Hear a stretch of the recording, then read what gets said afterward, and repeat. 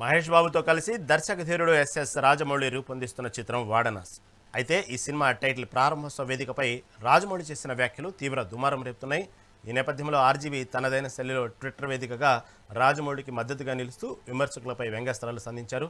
దీని నుంచి మరింత సమాచారం మా రిపోర్టర్ రాణి అందిస్తారు. రాణి, చెప్పండి. తెలుసు కదా, వారణాసి చిత్రం సమయంలో రాజమౌళి ఎవరైతే దర్శక ధీరుడు ఎస్ఎస్ రాజమౌళి చేసిన వ్యాఖ్యలు ఇప్పుడు ఎటు చూసిన దుమారం రేపుతున్నాయి. సోషల్ మీడియా ఓపెన్ చేసే చాలు మొత్తం రాజమౌళి మీద అనేక అన్నటువంటి విమర్శలు వెల్లువెత్తుతున్నాయి. దీని గురించి అనేక మంది రాజకీయ నాయకులతో పాటు సెలబ్రిటీలు కూడా రాజమౌళి మీద ఇష్టం వచ్చినట్టు విమర్శలు చేయడం మనం చూస్తున్నాం ప్రతిరోజు, నిత్యం, ఆ రోజు నుంచి ఈ రోజు వరకు. అయితే దీనిని రాజమౌళిని సపోర్ట్ చేస్తూ ఆర్జీవీ తనదైన శైలిలో ట్విట్టర్ వేదికగా రాజమౌళికి మద్దతుగా నిలుస్తూ విమర్శకులపై వ్యంగ్యాస్త్రాలు సంధించారు. దీని గురించి తాజా అప్డేట్ ఏంటి?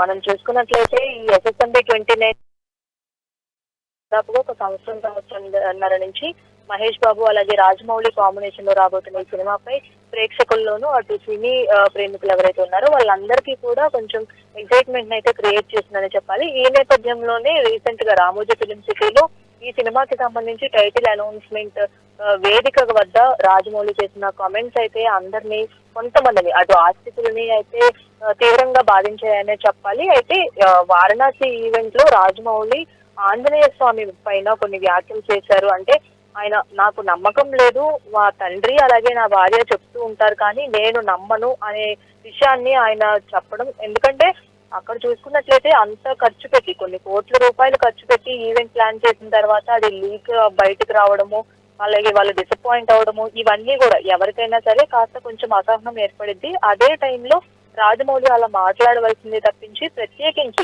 దేవుడు కంటే దేవుడి మీద ఇలా దూషించాలి అనే భావంతో అయితే ఆయన ఆ మాటలు మాట్లాడలేదని కూడా కొంతమంది వాదిస్తున్నప్పటికీ కూడా కొంతమంది ఎవరైతే ఉన్నారో ఈ హిందూ ధర్మం పాటించే వాళ్ళు కావచ్చు, కొంతమంది రాజకీయ నాయకులు కావచ్చు, అలాగే కొంతమంది సినీ ఇండస్ట్రీ నుంచి కూడా కొన్ని ఈ వ్యాఖ్యలను తప్పుపడుతున్న నేపథ్యంలో ఇప్పుడు ఈ రోజు ఆర్జీవీ చేసిన ట్వీట్ కూడా ఇప్పుడు వైరల్ గా మారింది. ఎందుకంటే దేవుడు నమ్మను అని రాజమౌళి చెప్పిన వ్యాఖ్యల్ని ఎందుకు అంత సీరియస్ గా తీసుకుంటున్నారు, ఎవరి నమ్మకం వాళ్ళది అని కూడా రాజమౌళి చేసిన వ్యాఖ్యలపై ఇటు ఆర్జీవీ కూడా మెన్షన్ చేయడం జరిగింది. ఎందుకంటే మనం రాజ్యాంగ హక్కుల ప్రకారం చూసుకున్నట్లయితే ఆర్టికల్ నంబర్ 25 చూసుకోండి ఒకసారి. అందులో నాట్ టు బిలీవ్ అంటే నమ్మకపోవడం అనేది ప్రతి మనిషికి ఉండే ఒక హక్కు.